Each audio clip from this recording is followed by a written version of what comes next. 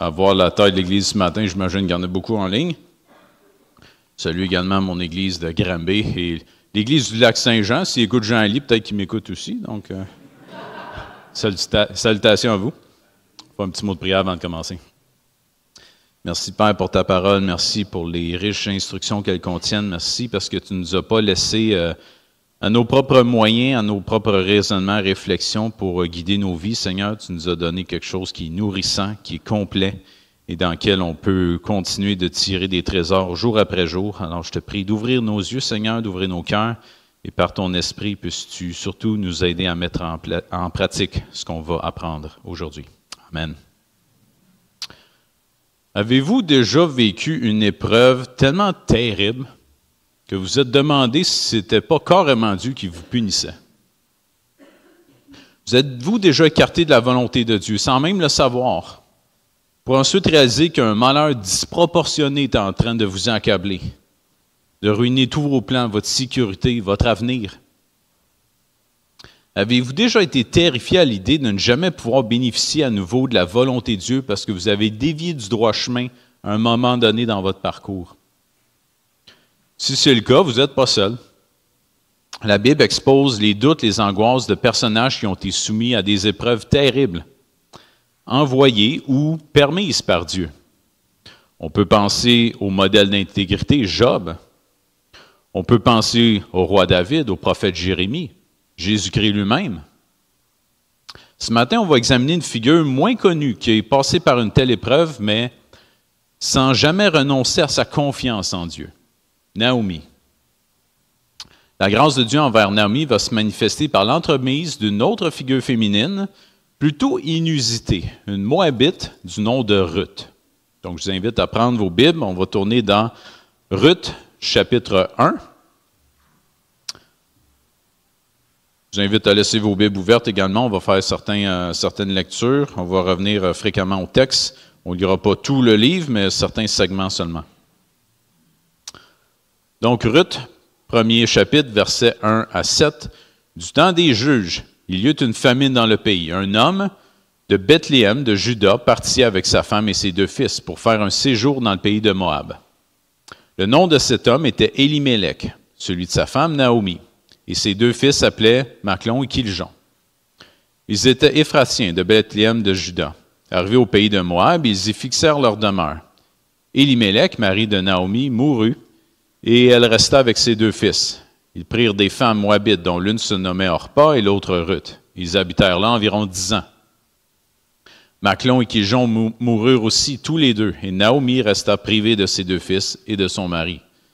Puis elle se leva et alla, et elle et ses belles-filles, afin de quitter le pays de Moab, car elle apprit au pays de Moab que l'Éternel avait visité son peuple et il lui avait donné du pain. Elle sortit du lieu qu'elle habitait, accompagnée de ses 2 belles-filles, et elle se mit en route pour retourner dans le pays de Juda. On fait un saut au verset 15. Orpa a quitté sa belle-mère Naomi. Ruth s'attache. Naomi dit à Ruth, « Voici ta belle-sœur est retournée vers son peuple et vers ses dieux. Retourne comme ta belle-sœur. » Ruth répondit, « Ne me presse pas de te laisser de retourner loin de toi. Où tu irais, j'irai. Où tu demeureras, je demeurerai. Ton peuple sera mon peuple et ton Dieu sera mon Dieu. Où tu mourras, je mourrai et j'y serai enterré. Que l'Éternel me traite dans toute sa rigueur si autre chose que la mort vienne à me séparer de toi. » Naomi, la voyant décider à aller avec elle, cessa ses instances.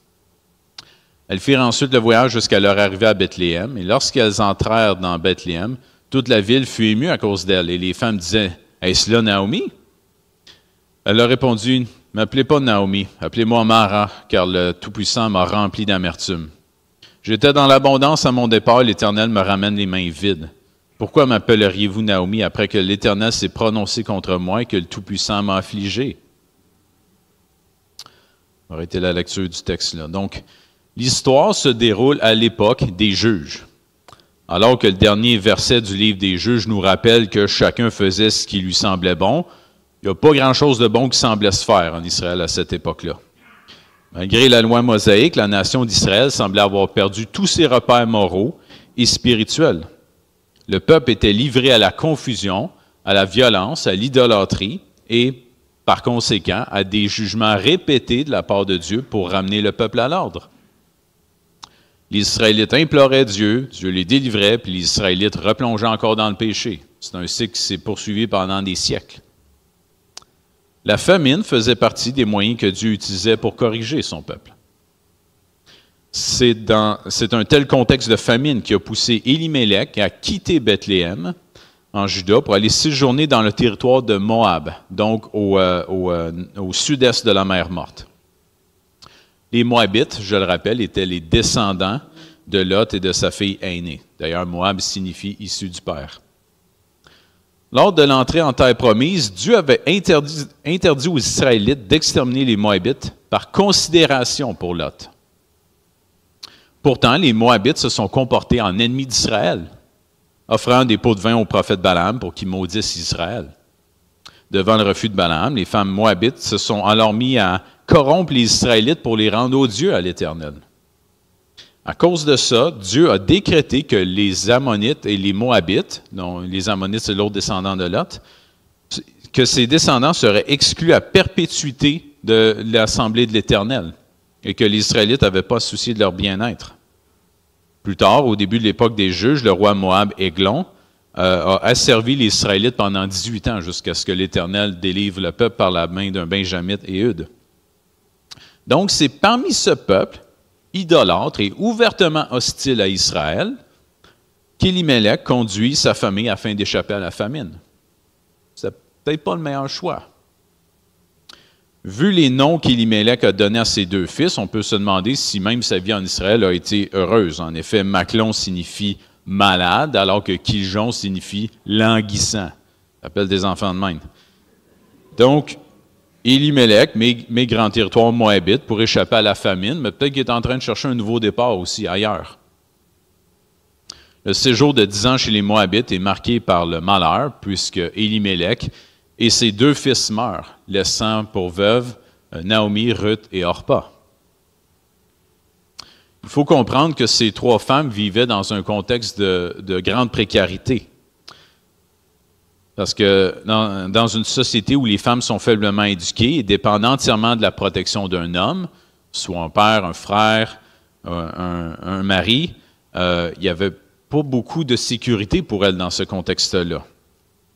Donc, étant dans un contexte d'extrême précarité, Naomi décide de retourner à Bethléem. Et le terme utilisé pour retourner est également le même qu'utilisé pour se repentir. Donc, Naomi s'afflige de son sort, Orpa s'en va, mais Ruth s'attache à sa belle-mère. Il faut comprendre que ce choix lui coûte extrêmement cher. Ruth aurait pu rester dans son pays pour chercher un nouveau mari, ou encore retourner dans la maison de son père ou d'un frère, d'un cousin, de quelqu'un de la parenté pour assurer sa sécurité. Mais en s'attachant à Naomi, les perspectives d'avenir deviennent très sombres pour Ruth. Elle devra probablement vivre la charité des autres et constamment trouver des façons de subvenir aux besoins d'une belle-mère vieillissante. De plus, quel Israélite voudrait d'une Moabite? Est-ce qu'elle va être dénigrée comme une étrangère une fois arrivée en Israël? Donc, Ruth renonce absolument à tout par loyauté pour sa belle-mère. Elle va vraiment all-in. Elle fait même un serment imprécatoire au nom de l'Éternel, qui est son nouveau Dieu. Elle a laissé derrière ses dieux moabites. Donc, une fois revenue à Bethléem, les gens sont surpris devant Naomi. Mais Naomi préférait peut-être ne pas avoir l'attention. Naomi signifie douceur, mais elle veut désormais qu'on l'appelle Mara, ce qui signifie amertume. Remarquons dans les versets 20 à 21 que Naomi attribue à Dieu tous ses malheurs. Elle considère la mort de son mari, de ses fils, comme un jugement divin, possiblement contre leur décision d'aller en territoire moabite. Mais ici, il faut faire attention. Le fait que le texte ne contredise pas la lecture de la situation par Naomi ne confirme pas que sa lecture de la situation soit juste. Oui, notre péché peut entraîner des conséquences fâcheuses, mais si Dieu nous punissait toujours en fonction de nos péchés, je peux vous garantir que chacune de nos vies serait beaucoup plus misérable. Heureusement, Dieu est miséricordieux, il ne nous traite pas selon ce qu'on mérite réellement. Malgré sa profonde souffrance, remarquons que Naomi ne maudit pas Dieu, ne lui attribue absolument rien d'injuste. On verra même plus tard que sa foi, encore très vivante en Dieu, va faire jaillir de son cœur la reconnaissance. Donc la présence d'amertume n'implique pas une absence de foi. En fait, Naomi se pose une question qui nous vient souvent à l'esprit lorsque l'épreuve nous frappe. Est-ce que Dieu est en train de me punir à cause d'un péché? Est-ce que j'ai dévié de la volonté de Dieu sans même le savoir, puis maintenant Dieu me le fait payer? Des questions qui parfois peuvent frôler notre esprit. Mais Dieu permet l'épreuve, même aux plus fidèles de ses enfants. Voir tout le livre de Job. En fait, Dieu va souvent permettre l'épreuve dans la vie de ses enfants en vue de les sanctifier davantage et de leur apprendre à dépendre de lui. Par la lentille de la foi, il faut apprendre à voir en chaque épreuve une occasion de sanctification. Ici, je suis très conscient que c'est plus facile à dire qu'à faire, puis ce n'est pas le genre de phrase qu'on balance au visage de quelqu'un qui souffre. Donc la présence d'épreuve n'est pas nécessairement un signe qu'on a dévié de la volonté de Dieu. Et j'ouvre une petite parenthèse sur le concept de volonté de Dieu qui peut parfois être utilisé de manière très anxiogène dans nos églises. Animés de toutes les meilleures intentions du monde, certains vont même prêcher, surtout auprès des jeunes, et je l'ai déjà entendu, pas ici heureusement, que Dieu a un plan pour ta vie et que c'est à toi de le découvrir. Donc, c'est à toi de le deviner. C'est assez anxiogène, ça. Dieu est omniscient et ses voies sont infiniment au-dessus de nos voies.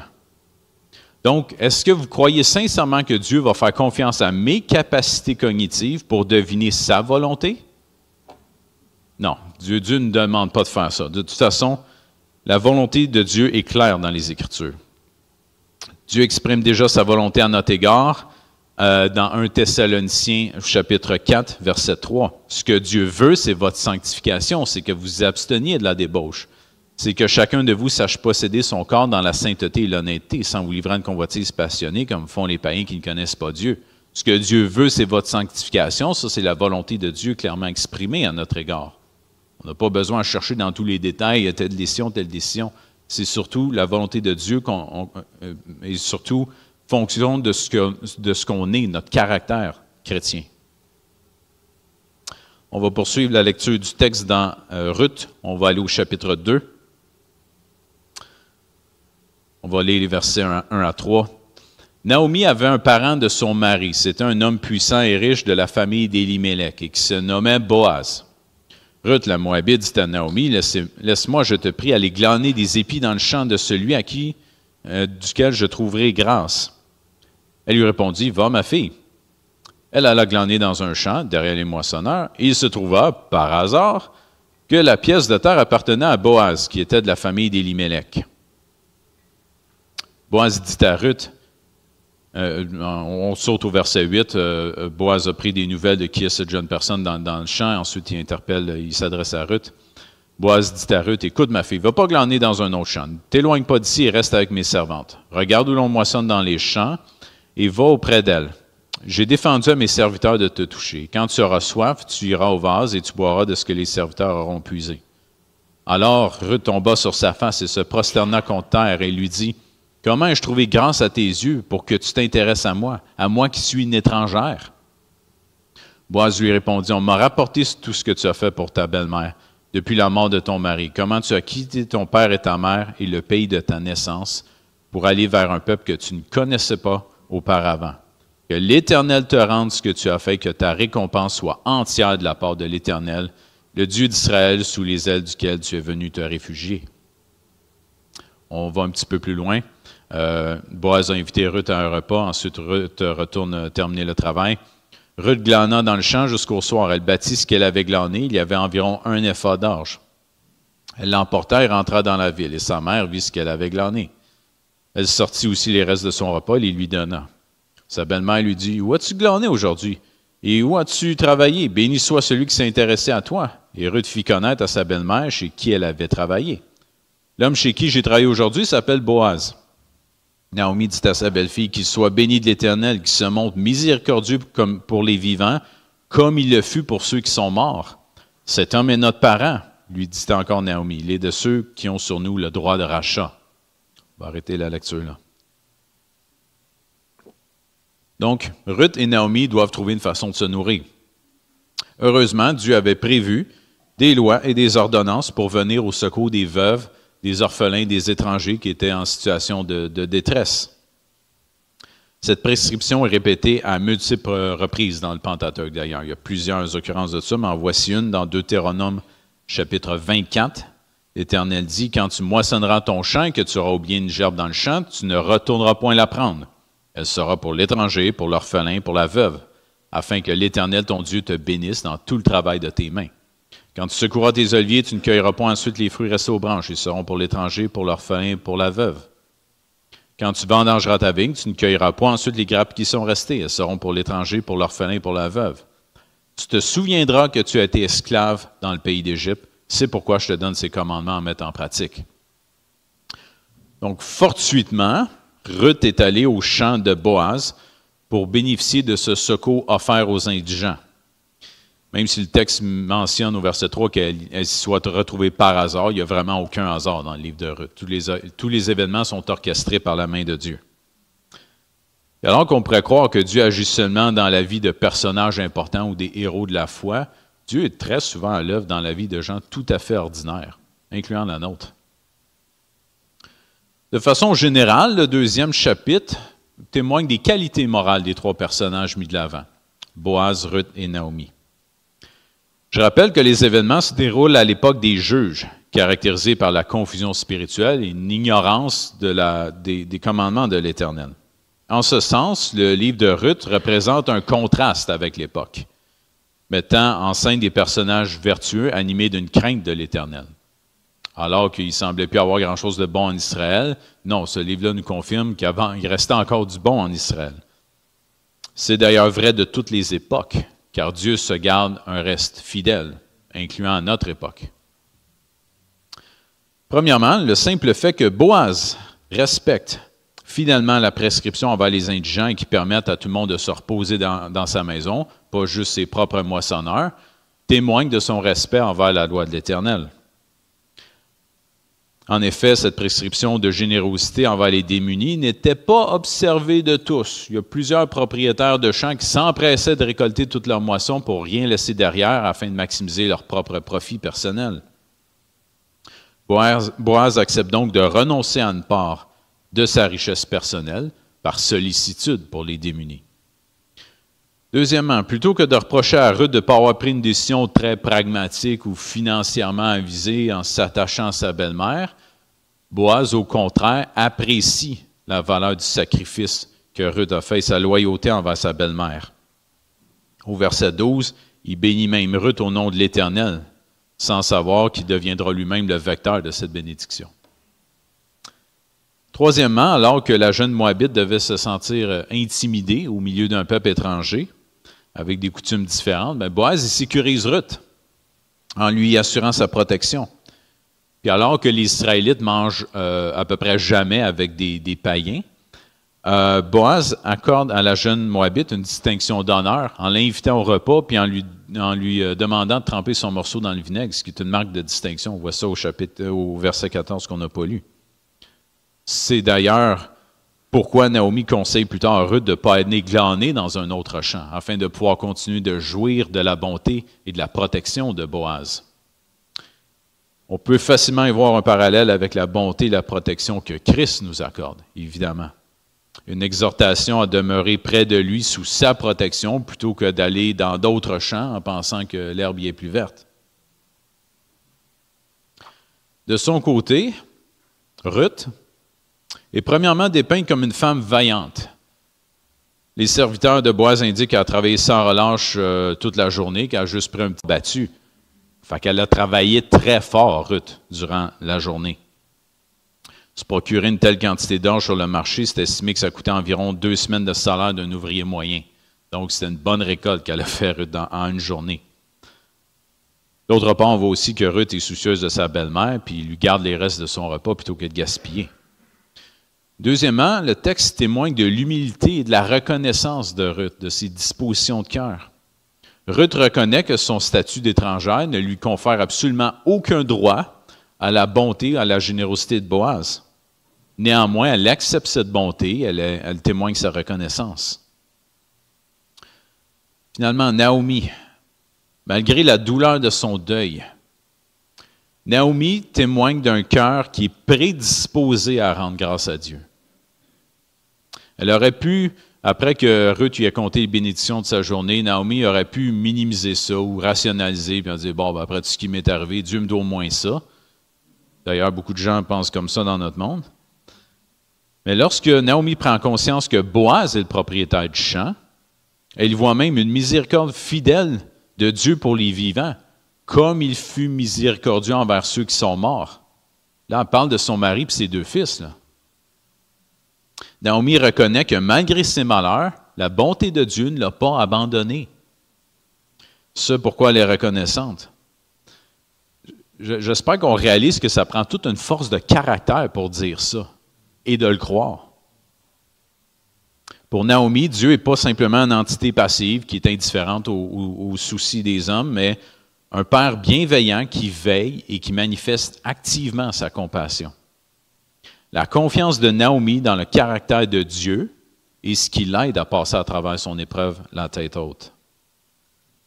On poursuit la lecture du texte, on va aller dans le chapitre 3. On va lire seulement les versets 6 à 13. Dans les versets 1 à 5, Naomi met en lumière un plan que Ruth met en application au verset 6. Donc elle, Ruth, descendit à l'air et fit tout ce qu'avait ordonné sa belle-mère. Boaz mangea et but, son cœur était joyeux, il alla se coucher à l'extrémité d'un tas de gerbes.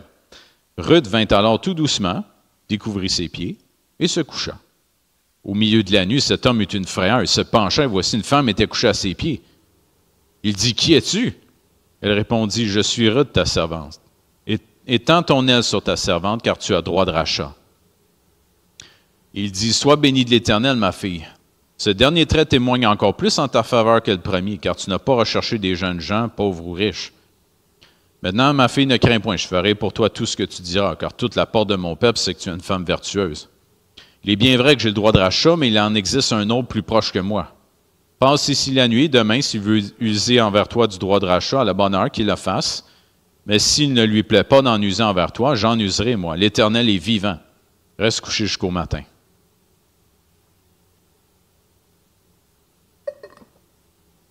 Donc, Boaz était la personne qui avait le droit de rachat, le parent rédempteur de Naomi.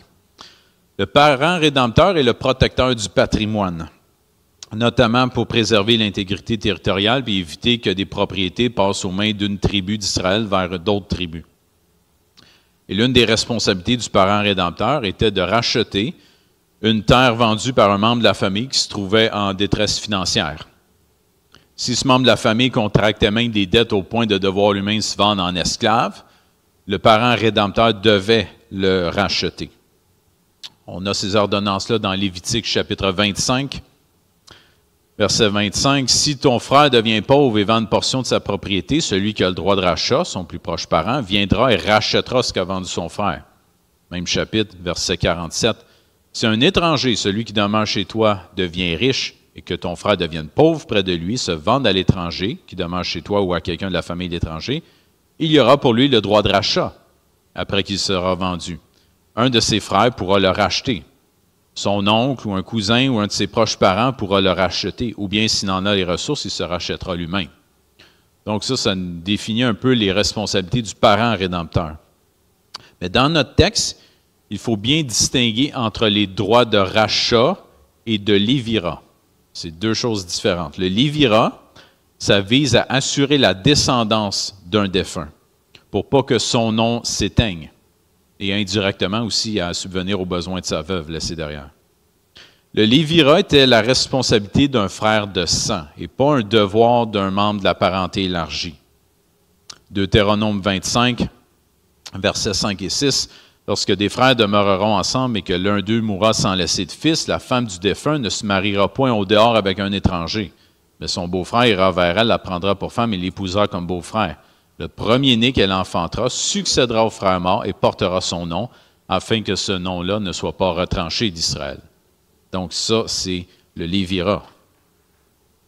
Donc, il faut clarifier une chose importante pour bien comprendre l'histoire de Ruth. Boaz a le devoir de rachat, mais n'a pas le devoir de lévira, car ce n'est pas un frère de sang. Si jamais le lévira par un parent de la famille élargie avait été considéré comme un devoir à cette époque-là, ce serait davantage le résultat d'une coutume ou d'une extrapolation du principe du Lévitique, mais pas nécessairement un commandement formel de Dieu, qu'on voit dans le Pentateuque. Donc, dès le début de la moisson, Naomi et Ruth savent que Boaz est un parent rédempteur, qui peut et qui doit racheter le champ d'Élimélec. Mais la fin de la moisson arrive et Boaz n'a toujours pas signalé ses intentions. Il n'a pas encore fait de move. Donc, Naomi prend l'initiative pour gentiment rappeler à Boaz son devoir et le forcer à prendre une décision claire. Donc, par un beau soir d'octobre à Bethléem, Boaz est un peu pompette et va s'écrouler au pied d'un tas de gerbes. C'est quand même ça que le texte nous dit. Il se réveille et se prend de terreur en réalisant qu'une femme est couchée à ses pieds, ce qui est une réaction tout à fait normale. Je veux dire, si je me réveillais en plein milieu d'un champ et qu'une femme est connue à mes pieds, je demanderais « T'es qui? Qu'est-ce qui s'est passé dans la dernière heure? Puis qu'est-ce que j'ai fait? » Puis ensuite, je ferais prendre le février sans alcool. Pas trop tard d'ailleurs. Mais les termes originaux utilisés dans le texte indiquent que c'est absolument rien passé d'inconvenant. Mais la proposition de Ruth va beaucoup plus loin que le rachat du champ d'Élimélec en faveur de Naomi, en demandant en fait à Boaz d'étendre son aile sur ta servante, en reprenant les termes que Boaz lui-même a utilisés au chapitre 2. Ruth lui propose de devenir son épouse, ce qui impressionne Boaz. C'est d'ailleurs pourquoi Boaz veut maintenant épouser Ruth, car il sait que c'est une femme vertueuse, puis elle n'arrête pas de le prouver. Ruth aurait été en plein droit de rechercher un autre jeune homme pour refaire sa vie, ce qui laisse supposer d'ailleurs probablement une différence d'âge entre Boaz et Ruth. Toutefois, Ruth a apprécié la qualité morale de Boaz et elle a écouté le conseil de sa belle-mère. Puis elle a opté pour l'option qui assurait non seulement le rachat de Naomi, mais également une descendance pour son fils Machlon. Plutôt que de prioriser ses propres émotions et ses propres intérêts, Ruth a priorisé la rédemption de sa belle-mère. Ruth a été le vecteur de la rédemption de Naomi. C'est évidemment difficile de ne pas y voir un lien avec l'attitude de Jésus-Christ lui-même. Dans Philippiens 2, lequel, Jésus-Christ, existant en forme de Dieu, n'a point regardé comme une proie arrachée d'être égal à Dieu, mais il s'est dépouillé lui-même en prenant une forme de serviteur, en devenant semblable aux hommes, et ayant paru comme un saint homme, il s'est humilié lui-même en se rendant obéissant jusqu'à la mort, même jusqu'à la mort de la croix. Donc, on voit vraiment à quel point Jésus-Christ s'est anéanti lui-même pour assurer notre rédemption. Puis alors que nous sommes vendus comme esclaves au diable par nos péchés, ben, notre Rédempteur a effectué le rachat de nos âmes en payant de son propre sang. Nous sommes spirituellement destitués. Il n'y a absolument rien qu'on puisse faire pour effectuer notre rachat, parce que le rachat de notre âme coûte trop cher. Il n'y a aucune bonne action, aucune bonne résolution, aucune richesse, rien qui peut suffire à rembourser la dette qu'on a contractée par notre péché. Le seul qui a la capacité, c'est Jésus-Christ, dont la valeur du sang est infinie aux yeux de Dieu. Donc, devant l'énormité de notre dette de péché devant Dieu, la seule chose sensée à faire, et je vous en supplie si ce n'est pas le cas encore, c'est de supplier Jésus-Christ de nous racheter. On va conclure la lecture du texte, chapitre 4, on va lire les versets 1 à 17. Boaz monta à la porte et s'y arrêta. Or, voici celui qui avait le droit de rachat, et dont Boaz avait parlé, s'adonna à passer. Boaz lui dit, « Approche, reste ici, toi un tel. » Il s'approcha et s'arrêta. Boaz prit alors 10 hommes parmi les anciens de la ville et dit, « Asseyez-vous ici. » Ils s'assirent. Puis il dit à celui qui avait le droit de rachat, « Naomi, revenue du pays de Moab, a vendu la parcelle de terre qui appartenait à notre frère Élimélec. J'ai cru devoir t'en informer et te dire, acquiert en présence des habitants et en présence des anciens de mon peuple. Si tu veux racheter, rachète, mais si tu ne veux pas, déclare-moi afin que je le sache, car il n'y a personne avant toi qui a le droit de rachat, et je l'ai après toi. » Il répondit, « Je rachèterai. » Boaz dit, « Le jour où tu acquéras le champ de la main de Naomi, tu l'acquéras en même temps de Ruth, la Moabite, femme du défunt, pour relever le nom du défunt dans son héritage. » Et celui qui avait le droit de rachat répondit, « Je ne puis pas racheter pour mon compte, crainte de détruire mon héritage. Prends pour toi mon droit de rachat, car je ne puis racheter. » Autrefois en Israël, pour valider une affaire quelconque relative à un rachat ou un échange, l'un ôtait son soulier et le donnait à l'autre. Ça servait de témoignage en Israël. Celui qui avait le droit de rachat dit donc à Boaz, « Acquiert pour ton compte. » Et il ôta son soulier. Alors Boaz dit aux anciens à tout le peuple, « Vous êtes témoins aujourd'hui que j'ai acquis de la main de Naomi tout ce qui appartient à Élimélec, à Kiljon et à Maclon, et que je me suis également acquis pour femme Ruth la Moabite, femme de Maclon, pour relever le nom du défunt dans son héritage, et afin que le nom du défunt ne soit point retranché d'entre ses frères et de la porte de son lieu. Vous en êtes témoins aujourd'hui. » Tout le peuple qui était à la porte et les anciens dirent, « Nous en sommes témoins. Que l'Éternel rende la femme qui entre dans ta maison semblable à Rachel et à Léa, qui toutes les deux ont fondé la maison d'Israël. Manifeste ta force dans Ephrata et fais-toi un nom dans Bethléem.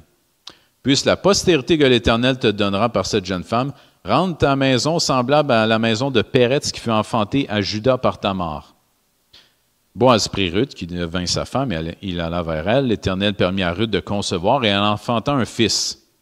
Les femmes dirent à Naomi, « Béni soit l'Éternel qui ne t'a point laissé manquer aujourd'hui d'un homme ayant droit de rachat, et dont le nom sera célébré en Israël. Cet enfant restaurera ton âme et sera le soutien de ta vieillesse, car ta belle-fille qui t'aime l'a enfanté, elle qui vaut mieux pour toi que 7 fils. » Naomi prit l'enfant, le mit sur son sein, elle fut sa garde. Les voisines lui donnèrent un nom en disant, « Un fils est né à Naomi. » Et elles l'appelèrent Obed. Ce fut le père d'Isaïe, père de David.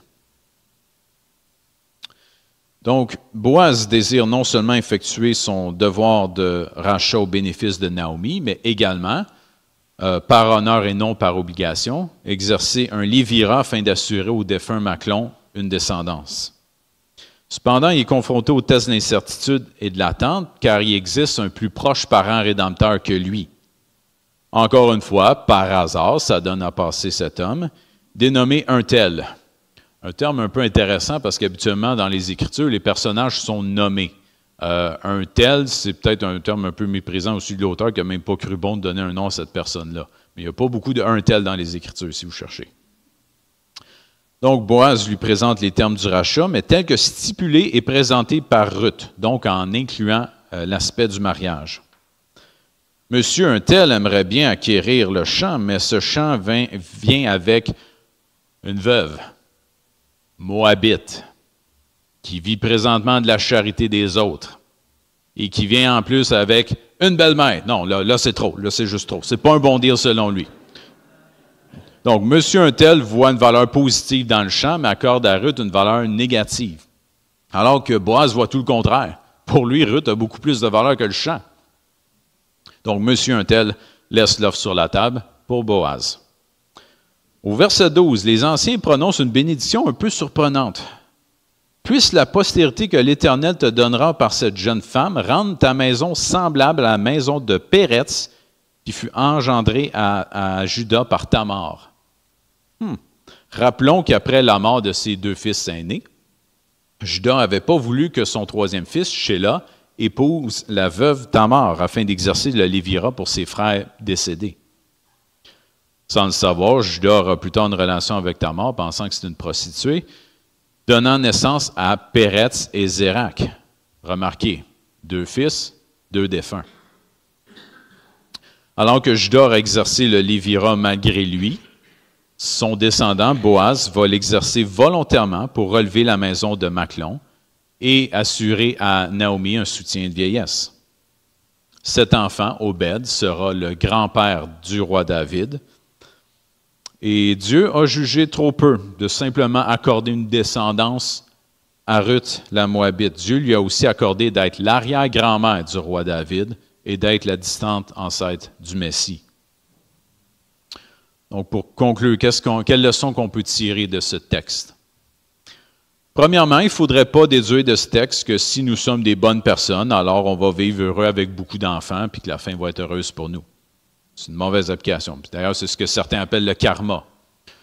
Je vous rappelle que le karma n'est pas du tout un concept biblique et c'est un concept que d'ailleurs les gens comprennent très mal. Pour vous l'expliquer simplement, le karma, c'est un concept à la base de l'hindouisme et du bouddhisme qui suppose que ce qu'on fait dans notre ancienne vie affecte notre vie présente. Et ce qu'on fait dans notre vie présente va affecter notre prochaine réincarnation. Ça, c'est le karma. Donc, si on accumule suffisamment de karma positif, on va pouvoir se sortir des cycles de réincarnation, les samsaras, puis ensuite atteindre le nirvana, soit un état dans lequel on est complètement libéré de tous nos désirs, toutes nos passions, un état de détachement total de notre propre existence et de notre propre individualité. Sounds nice. C'est ça le nirvana. Fait que les gens devraient faire attention à ce qu'ils souhaitent. La Bible nous enseigne que Dieu ne cherche pas à anéantir notre individualité. Au contraire, il cherche à la restaurer en nous purifiant du péché. De plus, la Bible affirme clairement qu'il n'existe pas de réincarnation, mais une résurrection, et une seule.